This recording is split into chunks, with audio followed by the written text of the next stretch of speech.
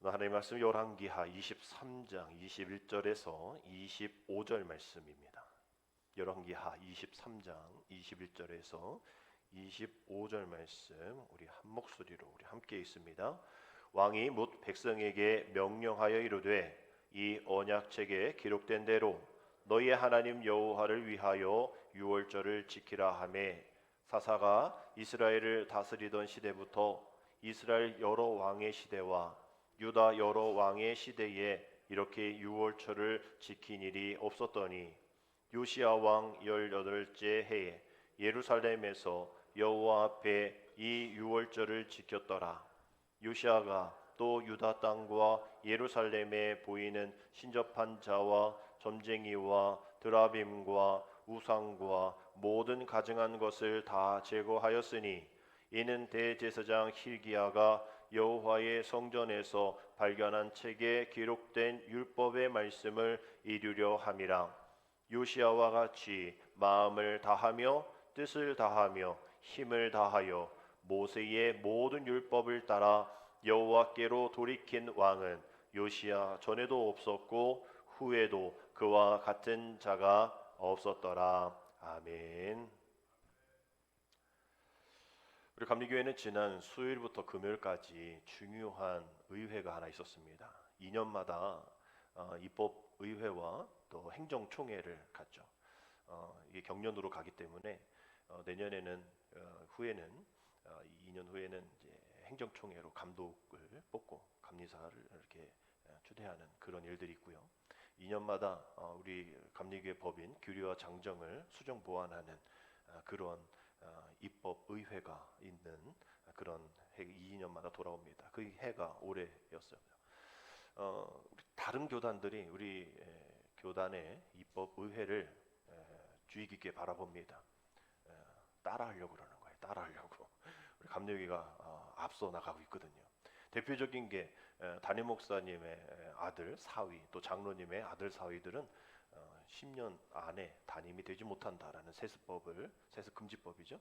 세습 금지법을 이제 법으로 오래전에 제가 몇 년 전인가요? 꽤 오래 전에부터 시작이 되어서 처음에는 연속 그다음에 3년 이러다 이제 10년으로 제정이 되어서 지금껏 이어지고 있는데 다른 교단도 여전히 세습법이 통과되지 못하고 있기에 우리 감리교회가 어떤 법이 이번에 새로 나오나 유심히 보고 좀 따라하려는 그런 모습들이 있습니다.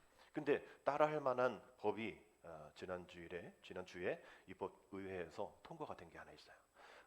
모성보호법, 모자보호법 이런 건데 세상에서는 있는 그런 법들인데 우리 교회에서는 없는 법이거든요. 뭐냐면 우리 감리교회 여성 사역자가 976명 정도 된다고 합니다. 전체 한 10% 되어지는 여성 사역자들이죠. 근데 다는 아니고 진급 중인 여성 사역자가 받을 수 있는 혜택들에 대한 법안이 통과됐습니다. 월 1회씩 생리휴가를 받을 수 있고요. 또 그분이 임신을 해서 출산을 하면 3개월 동안 유급휴가를 줄 수 있는 것을 이제 법으로 내린 거죠. 이게 별거 아닌 것 같지만 다른 교단은 목사가 여성이 되면 안 된다는 법이 여전히 진행되어지고 있고 그래서 그 교단에 있는 분이 다른 교단으로 여성이 다른 교단으로 옮기는 그런 일들이 있기 때문에 늘 총회 때마다 여성을 목사 안수 좀 해주세요. 이런 게 지금 그들의 법안이거든 다른 교단들. 근데 우리는 여성 교육자가 벌써 960 몇 명이 있고 또 받는데 지장이 없고요. 또 그분들을 이렇게 좀 대우해주는 불이익당하지 않도록 대우해주는 그런 법이 통과되니 다른 교단들이 또 그렇게 진행하고 있는 교단들이 눈치 보고 있는 교단들이 감리교는 이렇게 시작하는데 우리는 뭐냐? 우리가 더 큰 교단인데 왜 우리는 이것밖에 못하냐? 이런 얘기를 이제 하겠다라는 것이죠. 이렇게 법이 하나 통과되고 또 이제 이 목회 연수 30년을 하면 은퇴를 할 수 있는 65세가 자원 은퇴인데 65세가 안 됐더라도 목회 30년을 하면 자원 은퇴를 할 수 있는 법도 이제 20년으로 줄어서 목회 20년 하면 자원 은퇴하고 65세 이후부터 연금을 받을 수 있는 그런 법이 통과가 되었어요. 그렇게 되면 어느 정도의 연령대냐면 제 나이입니다. 저도 이제 20년 됐거든요. 그래서 저도 내년에 은퇴할 수 있는 사람이 된 거예요. 65세까지는 연금을 못 받지만 이거 보면 조금 앞서 나가는 게 막상 70세 딱 되시면 목사님들이 허무해 하시더라고. 뭐 해본 게 없어요. 해봐야 뭐 택시 운전, 해봐야 뭐 다른 게 없는 거예요. 운전밖에 한 게 없으니까. 그렇다고 택시 운전 쉬운 것도 아니잖아요. 버스 운전도 쉬운 게 아니고, 또 나이가 드니까 또 시켜주지도 않고.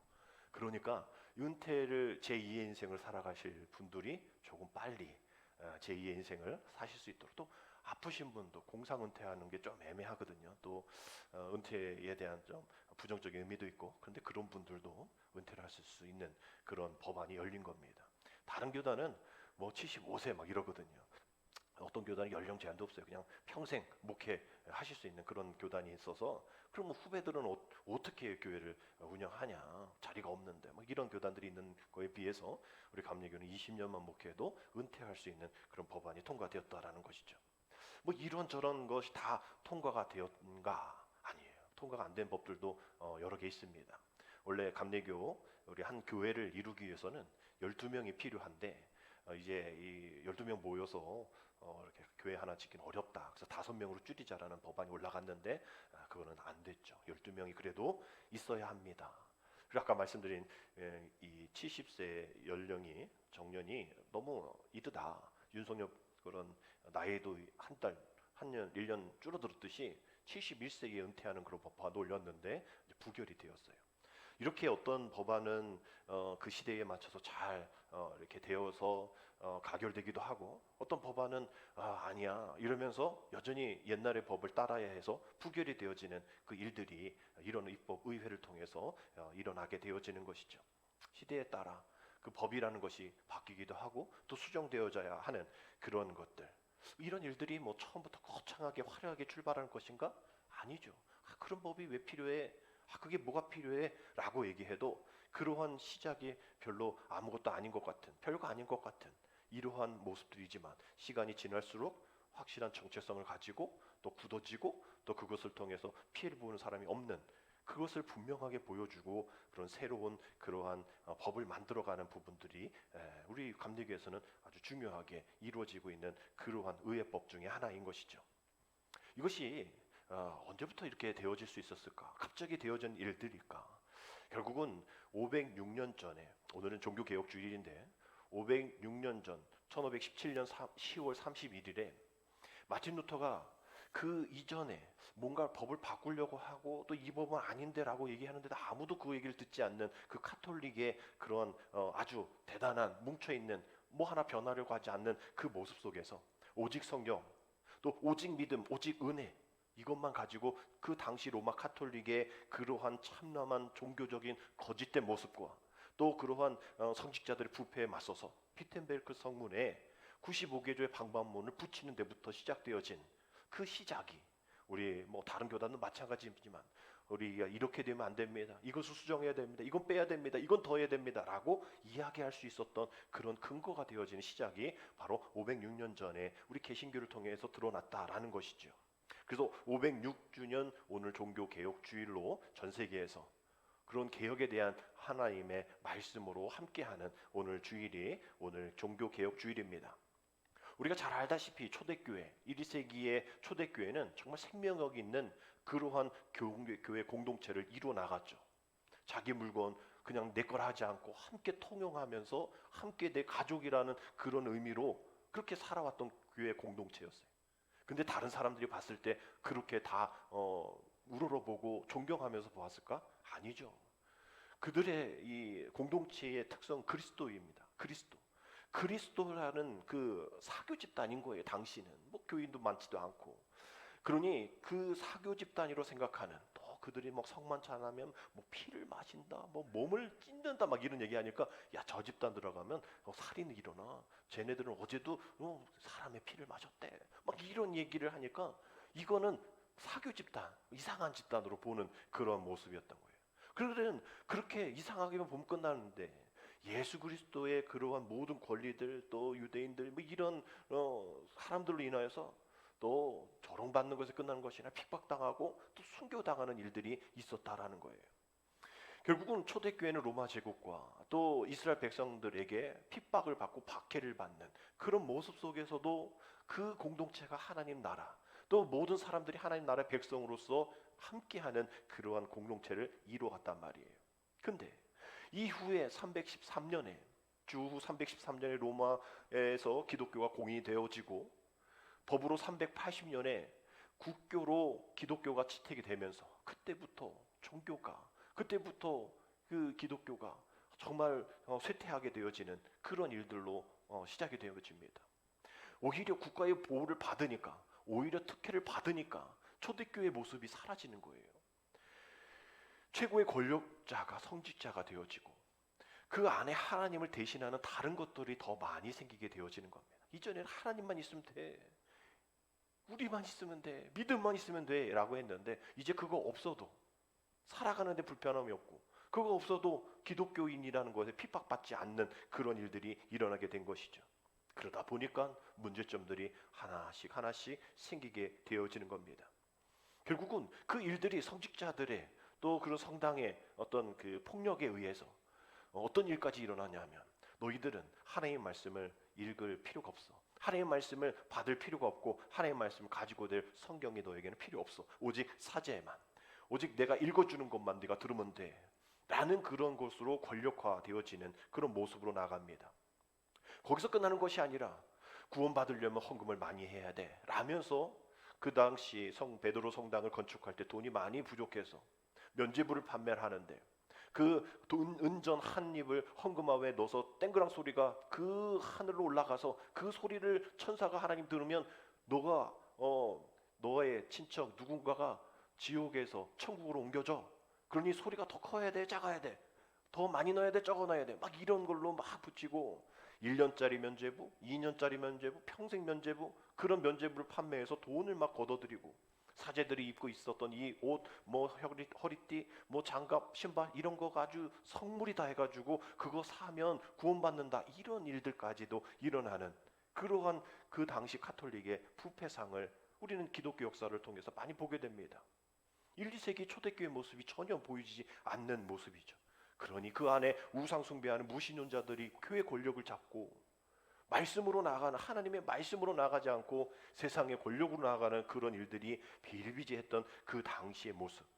그래서 신학자 칼빈은 그 당시를 이렇게 얘기합니다. 하나님의 진리의 빛이 꺼졌다, 하나님의 말씀이 매장되었다, 그리스도의 선하심이 깊이 망각 속에 방치되었다, 하나님의 영광이 그 교회에서 제거되었다, 이렇게까지 표현할 정도로 그 당시 교회 안에, 성당 안에 하나님이 계시지 않고 말씀이 계시지 않았던 그 시대였던 것입니다. 그 시대에 가톨릭 교회와 사회가 너무 부패할 대로 부패해서 그것을 그냥 내버려 둘 수 없어서 종교 개혁자들이 하나씩 드러나게 된 것이죠. 그들은 뭐 이런 부패한 그러한 성직자들 다 감옥에 넣자, 뭐 다 때려 부수자, 불질러자, 이런 것 아닙니다. 그 성직자들의 변화만 요구한 게 아니에요. 왜 이렇게 되었을까? 말씀이 되지 않고 복음이 제대로 선포되어지지 않았기 때문이다 라고 생각을 했던 거죠. 그래서 그들이 라틴어로만 듣고 모르는 얘기, 그러나 그들이 알고 있는 독일어로 성경을 쓰고 또 전하고 또 인쇄소리 발달로 이 모든 반박문 같은 것도 막 진행되어질 수 있는 그런 모습 속에서 성당 이 비텐베르크 성당에 붙인 그 95개조가 하나 둘 셋 넷가 다 뭐 때려 부수자, 뭐 이래서는 안 된다, 우리 함께 모여서 결집하자, 뭐 촛불 혁명을 이루자, 막 이런 게 아니라 세 가지입니다. 그 모든 것을 요약하면 한번 따라합시다. 오직 은총, 오직 믿음, 오직 성경. 다른 거 말고 그 오직 하나님의 은혜, 은총, 오직 우리가 믿는 그 믿음, 그리고 오직 성경, 이것만 있으면 돼, 다른 것 필요 없어 라고 이야기하는 거예요. 그 종교개혁의 신앙의 중심은 오직입니다. 오직, 다른 거 말고 이거야 라고 얘기하는 것, 그 중에 오직 믿음인 것이죠. 루터가 로마서에서 모든 것의 이 복음이 그리스도의 십자가를 통해서 나오는 것인데 왜 우리가 그것을 바라보지 않는가 라면서 로마서 1장 17절을 중심으로 종교개혁을 시작했죠. 우리 로마서 1장 17절 함께 읽겠습니다. 복음에는 하나님의 의가 나타나서 믿음으로 믿음에 이르게 하나니 기록된 바 오직 의인은 믿음으로 말미암아 살리라 함과 같으니라. 아멘. 오직 의인은 뭐로? 믿음으로 말미암아 살다. 천주교가 지금 얘기하는, 사제들이 얘기하는 그게 아니라 오직 믿음으로 우리가 구원받는 것이지. 뭐 동전 소리 뭐 이래 뭐 면죄부 판 이래 가지고 구원받는 건 아니다. 믿음으로 인하여 우리가 구원받는 거야. 의롭다함을 받는 거야. 다른 것 아니야라고 그 진리의 말씀에 복종하게 되어진 것이 종교 개혁의 시작인 것이죠. 그래서 종교 개혁은 회개하라부터 시작합니다. 때려 부수자가 아닌 것이 회개하라부터 시작되어진 것이 제 1조예요. 1조 이렇게 되어 있죠. 우리의 주 예수 그리스도께서 회개하라고 말씀하셨을 때에 그분께서는 믿는 자의 삶 전체가 회개하는 생활로 이루어지기를 바라셨다. 이게 제 1항이에요.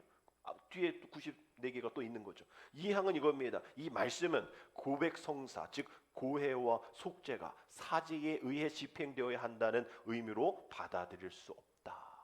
사제에 의해서 구원받는 것 아니다라고 해요. 오직 말씀으로, 오직 믿음으로 구원받는 것이다라는 것으로 이제 두 번째 이게 계속 이제 95개까지 나아가는 겁니다. 여기서 지금 얘기하고 있는 것이 지금 잘못된 언어의 표현 속에 있는 거예요. 회개라는 것이 헬라어로 메타노이아라는 단어를 쓰는데 돌아서다, 뉘우치다, 돌이키다라는 뜻이에요. 근데 그 당시 사제라는 라틴어로만 성경을 했거든요. 라틴어로 헬라어가 아닌 라틴어로 이 회개를 이렇게 표현하고 있는 거예요. 파이넨테아. 이 뜻은 신의 은총을 얻기 위해 행하는 고해 성사. 아니 지금 메타노이아가 그저 돌아서다, 그저 뉘우치면 되어지는 일인데 복잡해요. 지금 라틴어는 신의 은총을 얻기 위해 행하는 고해 성사. 그래야 네가 회개를 할 수 있다는 거예요. 아니 우리가 회개하면 되는 거잖아요. 예수 그리스도 이름으로. 아멘. 예수 그리스도 이름으로 회개하면 되는데 아니래. 예수 이름 전에 해야 될 일이 있다는 거예요. 사제에게 고해 성사를 해야 된다는 거예요. 그러면 사제가 죄를 사죄할 때 그냥 안 해준다는 거죠. 돈을 요구하는 거예요. 또 이런저런 걸 요구하는 거예요. 예수님도 그 당시 쓰신 언어가 아람어시거든요. 아람어인데 그 아람어로 회개가 타부입니다. 다른 뜻 없어요. 돌이키다, 회복하다. 주님도 그렇게 얘기하셨고 헬라어도 그렇게 얘기하는데 이 라틴어만, 이 성직자들이 사제들만 회개를 다르게 얘기하고 있는 거예요. 그러니 이것을 알 수 있는 성경을 또 이렇게 보여주지 않는 그런 모습 속에서 나아가는 겁니다. 결국 돈으로 면죄부를 사는 데부터 구원이 시작된다? 이건 아니잖아요. 그걸 천국의 삶 나는 가고 싶지 않아. 그런 거 성경과 양심에 나는 그것을 다룰 수 없어. 이렇게 이야기하는 그러한 이 종교 개혁자들이 한두 명씩 나오게 되어지는 거예요. 쯔빙글리도 그렇고 칼빈도 그렇고. 근데 그러한 신학자들뿐만 아니라 그림으로써 그 루터의 종교 개혁을 함께 힘을 이렇게 쏟아주는 이들이 있었습니다. 그림이 하나 있는데 루카스 크리나이라는 그런 분이 당시 그 종교 개혁자들의 신앙 고백을 그렇게 그림으로 표현되어지는 이 그림이 있어요. 잘 보이진 않지만 맨 밑에 그림을 확대해서 보면 이러한 그림입니다. 루터가 설교를 해요. 그리고 청중이 듣습니다. 근데 그 중간에 누가 있어요? 십자가에 달리신 예수 그리스도가 계십니다. 루터는 설교를 합니다. 누구를 가리킵니까? 예수님을 가리키죠. 또 자세히 청중들을 바라보면 루터를 바라보지 않아요. 누굴 바라보고 있습니까? 십자가를 바라보고 있는 거예요. 이것이 그 당시 종교개혁의 이 바른 모습입니다. 성직자들은 누구를 얘기해야 된다? 십자가를 예수님을 얘기해야 된다는 거예요. 청중들은 누구를 바라봐야 된다? 십자가에 있는 예수님을 바라봐야 한다라는 거예요. 사람 보지 말라는 거예요. 십자가만 바라보라는 얘기입니다. 그러니 지금 사람을 보라, 또 성직자를 보라, 또 돈을 보라 이거 아니다라는 거예요. 오직 예수 그리스도만 바라보라라는 그런 것을 이야기하는 그림이고요. 중간에 최후의 만찬 같은 그런 모습이 있습니다. 근데 좀 다르죠. 최후의 만찬은 레오나르도 다빈치는 이렇게 길게 예수님 가운데 계시고 양옆에 제자들이 있는 그 그림인데 여기는 이 사람이 그린 이 최후의 만찬의 그림은 동그란 원형이죠. 원형 테이블은 우리가 알다시피 서열과 격차가 없는 그러한 모습으로 드러나는 것이 이제 원형 테이블 아닙니까? 여기 사람들이 다 그 당시 서민들의 얼굴입니다. 그래서 이것을 통해서 이 루터의 종교 개혁들이 어떤 사제만 이 일들을 하는 것이 아니라 모든 이들이 이 만찬에 또 성만찬에 함께 참여하는 그런 구성원이다라고 얘기하는 거예요. 거기에 한 그림이 또 나오죠. 거기 안에 한 사람이 어떤 그 컵을 가지고 옆에 있는 남자에게 줍니다. 이것이 무슨 뜻이냐 하면 당시 사제들이 성찬식을 할 때 떡은 먹게 하는데, 일반인들에게 떡은 먹게 하는데 포도주는 일반인들이 못 먹게 해요. 사제만 먹게 합니다. 자기만 먹습니다. 구별을 시키는 거예요. 너는 이런 사람이야. 너는 포도주를 마실 수 없는 사람이야. 이러한 반열에 오를 수 없어 라고 얘기하는데, 여기서는 그 포도주를 일반인에게 주는 그런 그림을 그려져 있어요. 아니, 주님이 우리 모두의 일을 위해서 십자가를 지셨지, 성직자만, 사제만, 부자만을 위해서 예수님이 십자가에 돌아가신 게 아니지 않느냐. 우리 모두가 다 그 십자가에 그 주님의 피를 마실 수 있는 그런 구성원들이고 함께 참여할 수 있는 우리들인데, 우리가 이 자리에 참여하지 못해 그런 모습을 여기에 담겨주고 있는 것이죠. 성경에서 이러한 종교개혁을 이루어냈던 사람 한 명을 구약에서 뽑으라 하면 우리는 다른 말 필요 없이 그냥 요시야만 생각하면 됩니다. 요시야가 이름의 뜻이 여호와께서 격려하신다라는 뜻이에요. 뭐라고요? 여호와께서 격려하신다. 얼마나 귀한 일을 감당할 그러한 사람이면 여호와께서 격려하신다라는 뜻을 가지고 있을까요? 이 요시야의 위에 증조부죠. 위에 할아버지가 바로 히스기야 왕입니다. 그 당시 정말 하나님의 귀한 뜻을 따라 막 산당도 제거하고 오직 하나님께로만 집중하자라는, 그래서 그 이스라엘 유다 백성들이 정말 회복되어지는 그 빛을 발하는 그런 때였는데, 그 히스기야 왕 그 다음 아들이 이 문하세인데 이 14대 왕이거든요. 이 아버지의 뜻을 잘 헤아리지 못하고 그저 아버지의 또 그 선조의 왕의 이 모든 것을 다 무시한 채 다 헐어버린 산당을 다시 세우는, 그래서 바알과 아시라상을 세워서 섬기고 또 유다 모든 백성들에게 우상 숭배를 하라고 그렇게 했던 사람이 그 다음 아들인 거예요. 그 문하세가 그렇다면 그 다음 아들인 아몬, 요시야의 아버지죠. 그럼 아버지가 좀 제대로 해야 될 텐데, 아버지도 똑같이 유다 15대 왕으로 등극했지만 똑같이 아버지가 했던 일들을 계속 이어갑니다. 그 다음에 하나님께서 이제 안 되겠다 해서 아몬을 치시죠. 그리고 그 아들인 오늘 우리 본문에 나오는 요시야 왕을 아들로 세우는데 8살 때부터 이제 아들이 왕이 되어진 거예요. 그래서 이제 31년을 치리하는데 26세 정도 되었을 때에 종교 개혁을 이룰 수 있는 그러한 일들이 일어납니다. 그동안 방치되었던 그 성전 안에 오늘 같이 우리가 오늘도 청소를 하잖아요. 이렇게 청소하다 보니까 저 구석에 200년 전에 있었던 그 율법책을 발견하는 거예요. 이 얘기는 200년 동안 말씀을 안 읽었다는 거죠. 그 하나님의 말씀이 담겨있는 율법책이 200년 동안 저 구석 어디에 박혀 있었던 거예요. 오늘도 우리 청소하다가 뭐가 발견될지 몰라요. 뭐 여러분 잃어버린 것도 어딘가 나올 수도 몰라요.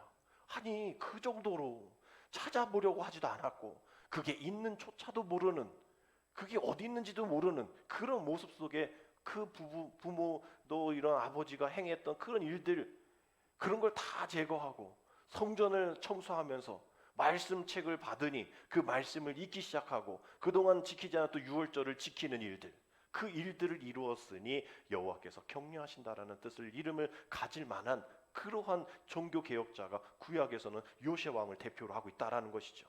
그래서 그 율법책을 발견한 요시야가 오늘 23장에 보면 모든 백성을 다 모읍니다. 정말 기쁜 축제인 것이죠. 잃어버린 것을 찾았고 이제 그 말씀대로 행하면 되어지는 거니까.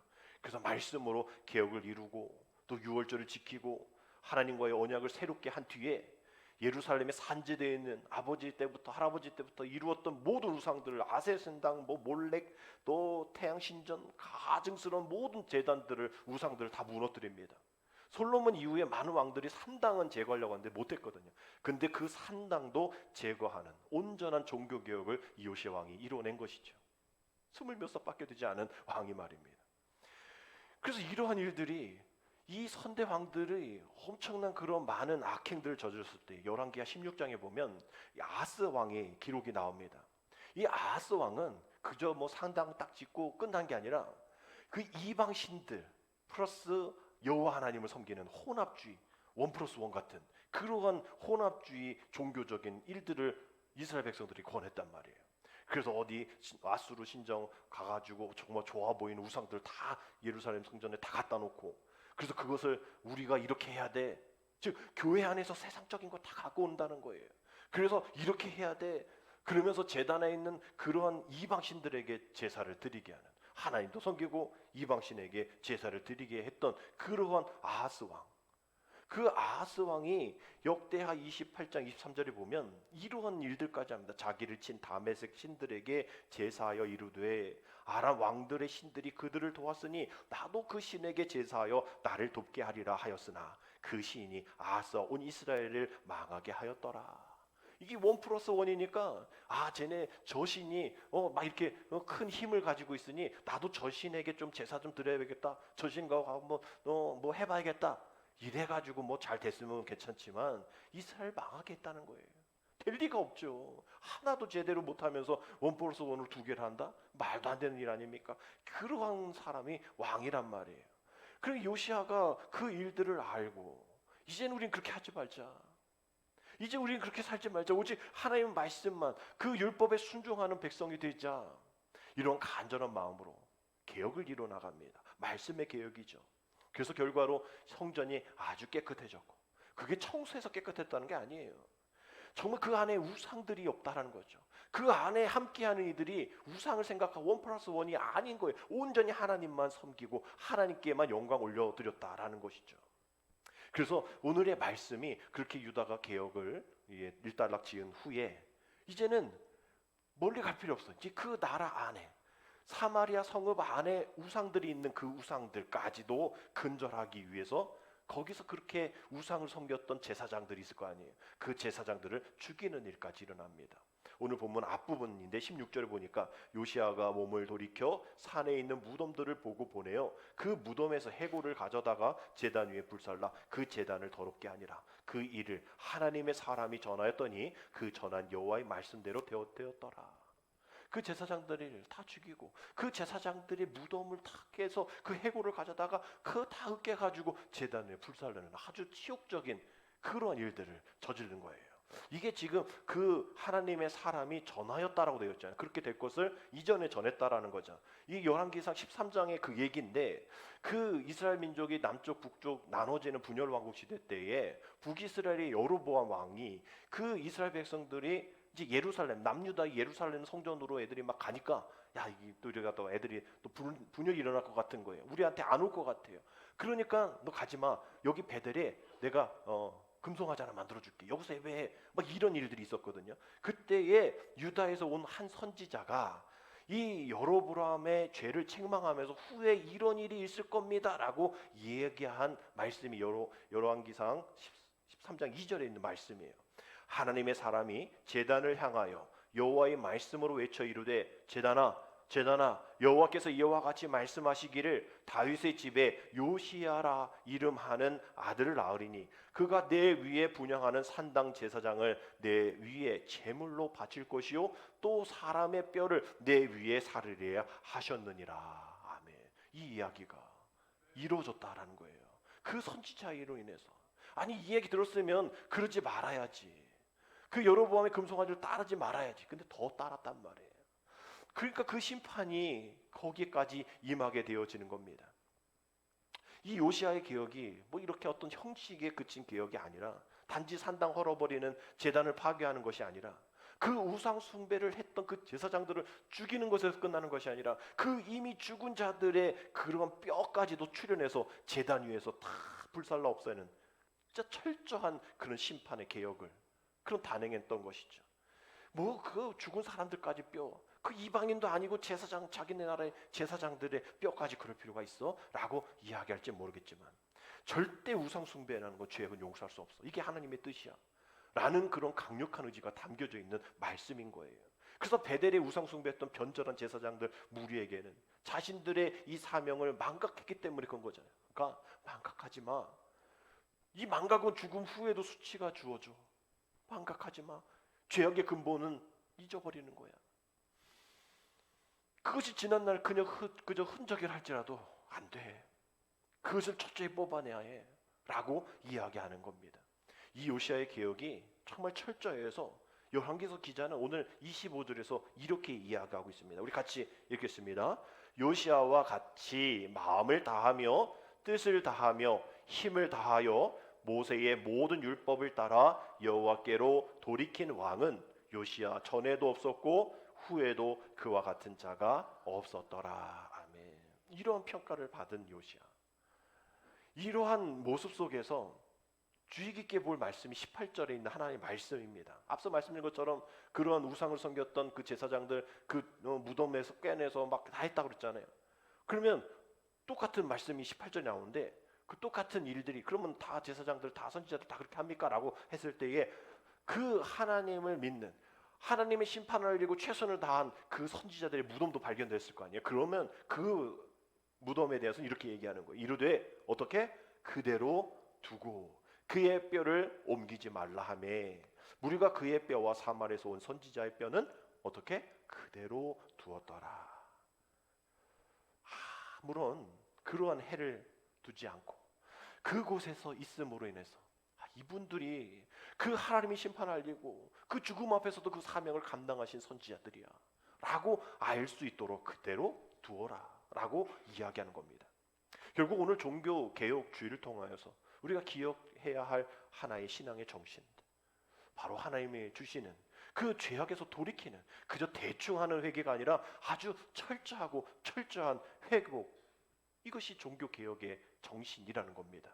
종교개혁자들이 정치적으로 뭐 누구의 뒷배를 타고 아니에요. 어떤 뭐 경제적인 뭐 이득이 있어서도 아닙니다. 그저 도덕적인 캠페인 때문에 인기를 얻기 위해서 벌린 일이 아니에요. 우리가 정말 철저하게 돌아서지 않으면 이런 심판이 우리에게 있을 겁니다. 무덤을 파헤치고 그 무덤의 뼈를 으깨는 불살르는 일들이 우리에게도 있을 겁니다. 우리가 그렇게 돼야 되겠습니까? 아니면 그 무덤이 그대로 두는 그런 영광 가운데 있어야 하겠습니까? 라는 것이죠. 십자가의 복음 세우고 오직 하나님의 말씀, 하나님의 영광만을 위해서 살아야 우리의 무덤 그대로 두게 됩니다 라고 얘기하는 것이죠. 그래서 이 종교개혁은 뭐 성당을 부정하는 것 아닙니다. 그저 교리, 성경적인 그런 신앙을 철저하게 돌이켜 회개하자라는 것이죠. 새로운 종교 만들자라는 것이 아닙니다.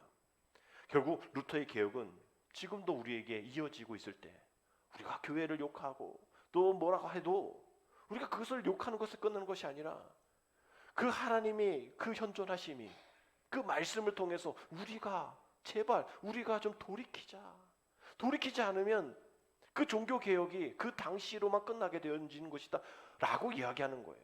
정말 안타깝게도 그 23장 뒤를 보면 요시야 왕이 그렇게 귀한 사명을 잘 감당하고 아까 말씀 31살 때쯤에 그 당시 애굽의 왕 느고에게 죽임을 당합니다. 그래서 이 무기토에서 죽임을 당하는데 애굽 왕이 이제 이 느고가 요시야 아들 여러 명 있었을 거 아니에요. 여호아스도 있고 뭐 이런데 얘네는 다 그냥 잡아가고 그저 자기가 봤을 때 좀 망한 또 내 말 잘 들을 여호와김 이런 애들을 그런 속국의 이런 모습으로 삼아놨단 말이에요. 그러면 지금 치욕적인 일이 일어난 거 아니에요. 그러면 다시 한번 그 여호와의 그 말씀을 붙잡고 율법을 발견했으니 그 율법대로 말씀으로 나가야 하는데 여호와김도 그렇고 우리가 뭐 할 수 있어? 이러면서 패배주의 가운데 하나님을 찾지 않습니다. 도리어 또 우상을 섬기고 또 죄악으로 빠지는 거예요. 그렇게 철저하게 개혁을 이루어졌는데도 말이죠. 결국 요시야의 종교개혁 그것을 통해서 우리가 바라볼 것은 한 번에 이루어지는 종교개혁은 있다 없다? 없다. 그러므로 우리는 날마다 개혁을 이루어 나가는 우리가 되어야 한다라는 거예요. 한 번 이뤘다고 으쓱될 것도 아니라는 거예요. 한 번 은혜 받았다고 으쓱할 것도 아니라 내가 몇십 년 전에 은혜 받았다고 부흥했다고 으쓱할 것이 아니라 우리는 날마다 그것도 대충이 아닌 철저한 돌이킴으로 하나님의 말씀 앞에 나아가는 것이 우리의 종교개혁, 지금 현대의 종교개혁이 되어야 한다라는 그러한 교훈을 주고 있는 겁니다. 성경이 말하는 분명한 사실 한 가지는 하나님 없이는 거듭날 수 없다는 거예요. 말씀 없이는 거듭날 수 없다는 거예요. 그래서 거듭나셨습니까? 라는 것은 그저 내가 뭐 권사, 장로 직분을 갖고 있느냐 물음이 아니라 지금 내가 하나님 나라에 들어갈 수 있는 그런 개혁의 정신으로 살아가고 있습니까? 라는 이야기를 하는 것이죠. 여러분 생각해 보십시오. 종교개혁, 그 당시 천주교의 그 부정부패 이러한 일들 그걸 외쳤던 거 아닙니까? 근데 지금 506년이 지난 지금 우리나라의 개혁의 모습을 보십시오. 그 당시 506년 전에 개혁의 대상이었던 천주교보다 우리 감리교, 장로교 이런 개신교들이 더 깨끗합니까? 더 거룩합니까? 더 사회로부터 신뢰를 받아요? 아니잖아요. 정반대지 않습니까? 오늘 종교 개혁주의인데 밖에 나가서 사람들에게 너 천주교가 더 깨끗한 것 같아, 교회가 더 깨끗한 것 같아. 다 성당이 깨끗하고 다 천주교 사제가 깨끗하다고 그렇지 목사는 뭐 교회는 에이. 아니 지금 506년 전에 그 개혁의 대상이었던 천주교보다 오히려 그 개혁을 위해서 애썼던 그 개신교가 더 부패하고 더 심판 가운데 있는 이 현실을 정말 안타깝게 바라봐야 할 그런 모습입니다. 오늘 뭐 종교 개혁주의입니까? 이런 겁니다. 저런 겁니다. 이게 중요한 게 아니라 그 개혁의 대상자보다 우리가 더 지금 개혁을 이루어져야 될 대상이 되어졌다라는 거예요. 역전되었다라는 겁니다. 여러분 2023년 10월의 마지막 주간을 앞둔 우리들 얼마나 많은 개혁 가운데 얼마나 많은 천주교보다 더 우리가 그 하나님의 마음에 품는 그런 작은 종교개혁을 일으키고 있냐라는 질문이 오늘 우리에게 있는 것이죠. 오직 의인은 믿음으로 말미암아 살리라. 근데 우리는 그 믿음으로 말미암아 살리라는 것을 알면서도 그 믿음 아닌 다른 것을 지금 종교개혁 이전의 성직자들의 모습과 같이 다른 것 찾고 있지 않아요? 돈을 찾고 있지 않습니까? 다른 것에 어떤 명예를 찾고 있지 않나요? 오직 의인은 믿음으로 말미암아 살리라는 말씀을 아는데도 말이죠. 그걸 위해서 목숨을 걸었던 이들이 순교했던 이들이 그 믿음 하나만으로 살아갔던 그 모습들 우리에게는 어디 있냐는 말이에요. 지금 우리 교회 한국교회 우리 모두의 나의 잘못된 모든 부분들을 그 비텐베르크의 성에 못을 박듯이 우리의 모든 죄성을 우리의 모든 부족함을 정말 그 십자가에 못 박아야 될 때가 되지 않았나라는 질문인 것이죠. 오직 말씀, 그 오직이 중요하죠. 나의 그 오직은 무엇에 있습니까? 오직 말씀, 오직 은혜, 오직 성경이 아닌 오직 다른 게 있지 않은가? 그러면 우리는 다시 한번 계속 개혁을 이루어야 할 그런 대상자라는 것이죠. 이 개혁의 한자 개자가 뭡니까? 고칠 개자예요. 고칠 개자. 우리는 고쳐야 됩니다. 그동안 우리의 눈에 보이는 어떤 잘못도 잘못이지만 내 안에 있는 내 개혁해야 될 그런 많은 일들, 고정관념들, 또 부정적인 내 언어들, 생각들, 내 잘못된 신앙의 패턴들, 이 모든 것이 다 개혁의 대상인 거예요. 정말 안타까운 것은 우리가 이번에 연합성회 때 우리 목사님, 강사의 목사님이 뭐 저는 모건 목사님 잘 모르는데 뭐 별 기대 안 했어요. 딸 오시는 분이 자기 자랑하다 끝나가서 우리 교회들 들으면 좀 실망할 텐데 막 이런 말씀들이 좀 있어서 좀 애매했는데 이번 목사님 말씀 매 시간마다 우리가 함께 들어야 하는데 근데 다행히 정성교회 홈페이지 들어가 보면 그게 다 올라와 있더라고요. 여러분 들어가셔서 보십시오.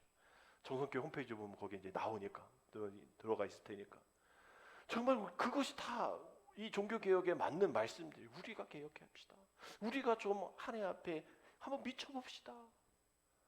아니 뭐 인구 소멸 지역이라고 뭐 이렇게 부정하지만 뭐 기도할 때 그렇게 막 기도하시더라고요. 인구 소멸 지역에 뭐 교회 학교가 뭐 어렵고 뭐 힘들고 막 이렇게 이제 대표 기도하신 분 하시니까 또 그런 말씀하셨겠죠. 인구 소멸 지역 인구가 별로 없어요. 그럼 긍정과 한번 생각해 보십시오. 그 100명밖에 없다면 그 어디에서 100명을 그 지역에서 구원할 수 있겠습니까? 우리에게 주신 기회 아닙니까? 누구 한번 미쳐봅시다. 어린이들, 학생들 한 100명밖에 없다면 그러면 그 100명을 온전히 다 구원시키는 일에 한번 어디서 그런 동네에서 100명을 다 구원시킬 수 있습니까? 못하지 않습니까? 여기만 가능한 일 아닙니까? 긍정으로 바라봅시다. 그런 얘기를 하시는 거예요.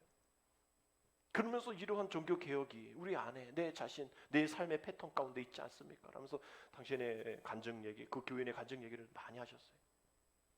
잘못 살았다. 잘못 살았다. 나의 언어와 생각, 나의 고정관념들, 나의 잘못된 신앙의 패턴들 다 잘못되었다. 그것을 깨달아야만 개혁이 이루어진다라는 말씀인 것이죠.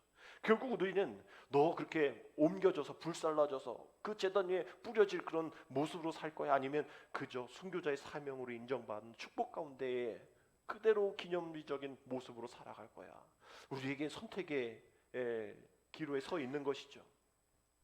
결국 우리가 타협의 자리에 앉아있고 최선을 다하지 않는 자리에 앉아있고 그저 진리가 아니라 합리적인 세상의 방식으로 보편적인 이론들로 우리가 살아간다면 그저 이 정도쯤이야 하고 남겨놓는 그 죄의 여지들, 이것이 다 우리 한국교회의 내 개인의 신앙의 위기를 초래했던 것임을 우리는 기억을 하고 이제 복음으로 온전히 회복되어서 내가 정말 그러한 개혁의 주인공들이 되어 주시죠. 아니 뭐 그런 사람 왜 없어요? 왜 우리 교회는 그런 사람 없어요? 우리 뭐 따지도 묻지도 말고 내가 그러한 하나님 앞에 돌아감으로 나부터 시작되어지는 종교 개혁이 나부터 그 길이 되어서 나를 따라오는 내가 다시 한번 변화되어서 다시 한번 하나님 나라를 위해서 힘쓰는 그런 모습으로 돌이키는 그러한 나의 길을 따라오는 그러한 모습으로 드러내는 것이 우리가 누군가 그런 일을 한 사람이 없어라고 불평하기보다 내가 그런 사람이 되었으면 내가 그러한 예배자가 되었으면 내가 그렇게 헌신하고 충성된 그러한 사람이 되었으면 좋겠습니다라고 우리는 고백하면 되어지는 그러한 개혁의 모습입니다. 이제 우리의 차례입니다. 저와 여러분들이 그렇게 걷고 또 걸으면 우리와 우리 다음 세대들이 언젠가 그 길을 걸어가겠죠. 그러나 우리가 그 길을 걷지 않고 그런 분위기를 보여주지 않고 그런 언어를 내뱉지 않으면 우리 자녀들이 똑같이 그 모습으로 나아갈 겁니다. 히스기야의 다음이 그 세대가 하나님의 은혜 가운데 있지 못했던 것처럼 요시야가 또 그렇게 열심히 했지만 그 다음 세대들이 그렇게 하지 못했던 것처럼 정말 우리가 그 세대의 하나님의 은혜와 하나님의 역사심이 개혁을 이루고 철저한 회복과 회개를 통하여서 그런 모든 부정부패들이 다 끊어내지고 그럼에도 불구하고 계속 또 이루어지는 죄악의 모습들 속에 계속 기도하는 말씀으로 오직 말씀 오직 은혜 오직 성경으로 나아가는 오직 은혜로 나아가는 우리 모두가 되어줄 수 있도록 506년 전 시작되었던 그 종교개혁이 다시 오늘부터 우리의 교회와 우리 가정과 우리 사회 안에 시작되어질 수 있는 그런 출발이 되어질 수 있도록 여러분 계속 기도하시며 개혁을 이뤄나가는 저와 여러분 되시기를 주님의 이름으로 축복합니다. 기도드립니다. 하나님 종교개혁 506주년 기념주일을 맞아서 한국교회가 다시 성경의 가르침으로 돌아가게 하시고 예수 그리스도의 복음으로 성도의 삶과 예배가 또 교제가 회복되게 하여 주옵소서. 그리하여 우리 교회가 온전히 개혁되어지고 위기의 시간 속에서 성령의 능력을 경험한 증인들이 일어나 하나님의 나라의 부흥과 선교의 왕성을 위해 살아갈 수 있도록 인도하여 주옵소서. 506년 전 결단했던 루터의 마음과 같이 우리들의 마음이 그렇게 되어지기를 원합니다. 오직 믿음, 오직 성경, 오직 은혜의 마음으로 결단하여 그 부르신 소명에 합당한 삶을 살아갈 수 있도록 인도하여 주옵소서. 선한 싸움에 늘 승리하여 세상에 이끌려가는 삶이 아닌 이제는 돌아서서 세상을 이끄는 삶 되어지게 하여 주옵소서. 예수님의 이름으로 감사하며 기도드립니다. 아멘.